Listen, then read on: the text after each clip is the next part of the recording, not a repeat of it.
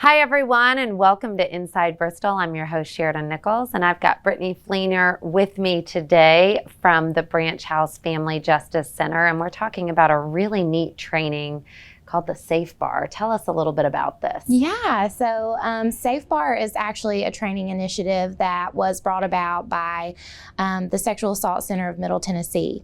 And so staff at Branch House, along with staff from YW Cares, Frontier Health Safe House, Rise Healthy for Life, and the Johnson City Family Justice Center, we all got together and we took the training, the Train the Trainer training, and we just kind of knew that this was a need here in the Tri-Cities, and we took it and ran with it. We have developed an online training platform to make it more accessible to bar staff and bar owners, and especially right now, during COVID, we still think that it's very important that our bar staff know bystander intervention and how to spot the signs that someone may be in trouble. So this is really geared for waiters, waitresses, hostesses, bar staff, bartenders. So anyone out there that's interested in this, just some really helpful information. Yes, absolutely. We want people to know that, if they spot a situation that's potentially harmful, that they know how to respond in a way that's safe and that can positively impact the outcome.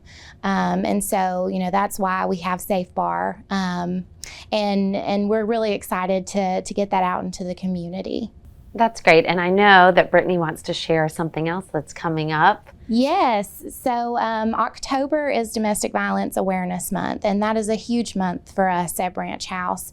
And we are having the Pride in Service Awards on October 1st at 10 a.m. in front of Branch House outside. And everyone from the public is invited. At these awards, we give out the Mark Vance Memorial Award. Mark Vance was a Bristol, Tennessee police officer who was killed in the line of duty responding to a domestic violence call back in 2004. And so every year we honor a member of local law enforcement with that award, and it's someone who's really gone above and beyond their call, their responsibilities for domestic violence victims that year. So we're really excited to honor our law enforcement as well as honor those who have fallen. Mark Vance, including Sergeant Hinkle and his family as well. Now, if anyone is interested in either of these, what's the best way to find out more information? So they can find out more information at branchhousetn.org, or they can give us a call at Branch House. Our phone number is 423-574-7233. Great. Thank you so much, Brittany, for being on today. Yeah, absolutely. And don't go anywhere. We'll be right back.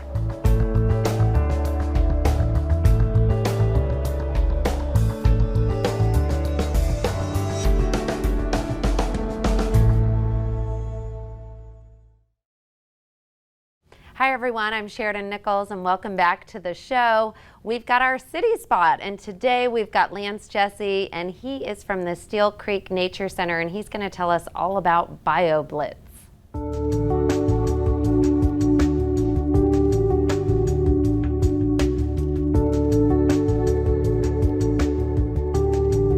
BioBlitz is basically an event that focuses on recording as many species as possible in a given area within a certain amount of time. It's basically like a snapshot of biodiversity in an area. So this year we're having our BioBlitz again, our annual BioBlitz. It's October 1st through the 9th this year, and it's going to be on iNaturalist, so you can do it through iNaturalist, which is an online app. Anybody can participate. Doesn't matter what your level of knowledge or experience is.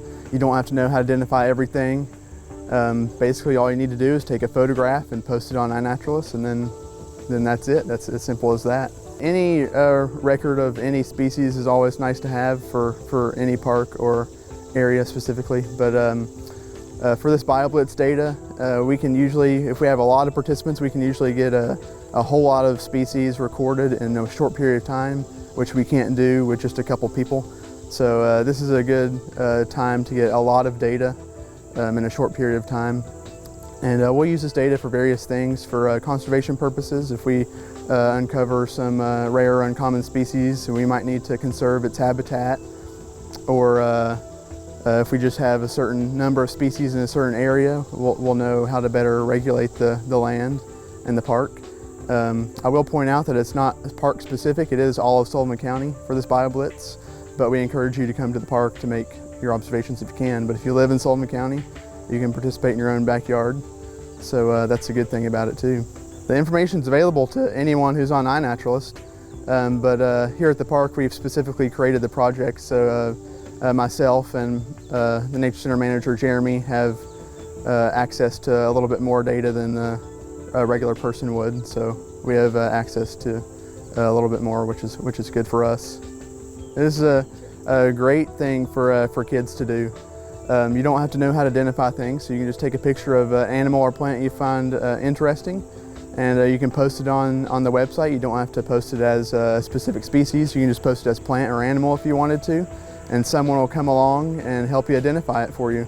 That's the good thing about iNaturalist. There's a community verification process, so it's not finalized when you post it. Someone else has to come along and agree or disagree or help you identify it. So that's a good thing about iNaturalist. It's not just one person posting something, it's the community that's working on it. Yeah, so the BioBlitz is October 1st through the 9th, and it's all virtual. The Wildlife Weekend is October 8th and 9th, Friday and Saturday. We do have on Friday night we have a presentation from a paleontologist, and on Saturday we have events here at the park, some nature hikes and some longer strenuous hikes and other ongoing exhibits, nature related. It's all free. It does cost $2 per car to get into the park, but everything's free. We do ask you to pre-register on Saturday if you would like a lunch for $10. So if you haven't used iNaturalist before, it's pretty easy. All you need is a camera phone or a digital camera. So if you're out in nature and you see a flower like this one here, you just photograph it with your phone, and if you've got the phone app, you can go through there and post it on iNaturalist with the phone app, or later on you can upload it to the computer and post it on the computer web app. So either way, it's pretty simple, and if you have any questions on how to use iNaturalist, refer back to the video from last year at bristoltn.org/wildlifeweekend.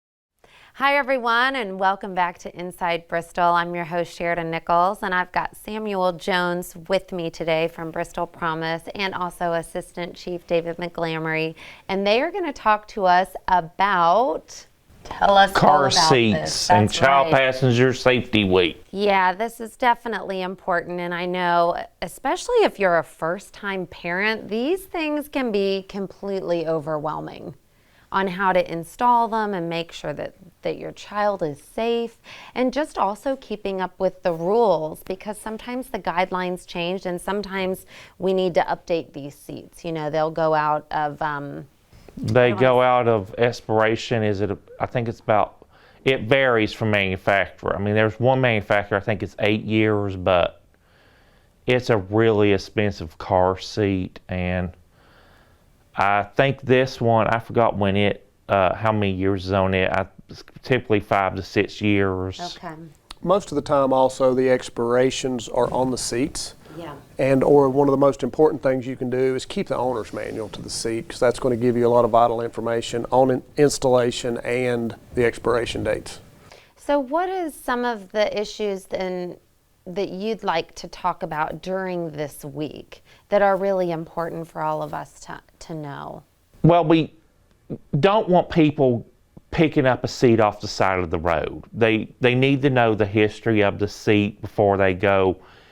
I mean, even buying a seat from a thrift store, not a great idea, because you don't know the history of it. You don't know if it's been in a crash. So in terms of installing these, I know we go to the fire department. Absolutely. You all are the pros. So, and that's still okay for us to do, to swing by? Absolutely. and Sam helps us out with that a lot, but anytime a car seat has been in an accident, if we have them available, we will replace them. Either if it's a drive away, we'll try to replace them on scene. But if you do get one, like Samuel was speaking of, at a thrift store, we don't recommend that, but bring it by. Let us look at it. Let us check the expiration dates on it. Let us check the recalls on it, just to make sure that it is good. The recalls are a big thing, and as Samuel was saying, if they've been in an accident, it's good to replace them. It's such a life-saving device if it's done properly. That's right. And I know there are some rules, and my kids are 9 and up now, so I'm sure things have changed, but I remember at least they needed to be rear facing for the first year. Has that changed? Is it longer than 1 year? Well, as technicians, we really like to recommend rear facing as long as possible. And keep them in the middle if you have that option. Is that if still? that's an option, if that's an option in a vehicle, but not all vehicles Have that. will let you do the middle. I mean, sometimes you have to do one of the passenger seats. Mm-hmm. One thing we talk about too a lot is that people forget about is when you have a rear facing, and this is kind of comical, but clean up your car. Think about a 40-mile-an-hour impact and something laying in the back window of your car hitting your child. So keep that in mind. The debris and just whatever you're hauling around can fly and hit you or your child, and that's important. And we look for that when you stop by the fire. I mean, don't have a hard toy. Don't have a hard toy with that child. Try to use soft toys. If you got an infant carrier, which is the one with a handle, don't put toys on the handle, and that is not recommended. Some people think, oh, it's so cute to put these toys on the handle, but those toys are going to fly off and hit that child in the head. So that's a really good point. Really, just an important week to highlight and to provide some awareness, because we all get busy with our everyday routines, and sometimes, we're just trying to get from point A to point B, and this is a nice opportunity for all of us to take a pause and make sure that we've got our car seats installed correctly, that we're using them the right way, and that we keep some of these other things in mind, like toys and just kind of things in the car that could injure us if something were to happen. And we've got several locations too with this whole Bristol promise that we're combining both sides of town. Samuel will talk about his place. You can go by the Bristol, Tennessee Fire Department, the Bristol, Virginia Fire Department. If you contact one of us, you can contact any of us. That's kind of how it works. I do mine by appointment only. I'm a special needs car seat tech, so I can handle special needs car seats, and there's not really many technicians in the area that do that. Well, there's hardly any that do that now. Even Nice Wonder Children's Hospital does not have a special needs technician at this time. I'm also very familiar with car seats on school buses, if anybody has any questions about those. Thanks so much again for bringing awareness to this week and bringing in our beautiful pink prop here. And we will see you next time. And thank you for joining us today. And we'll also see you next time.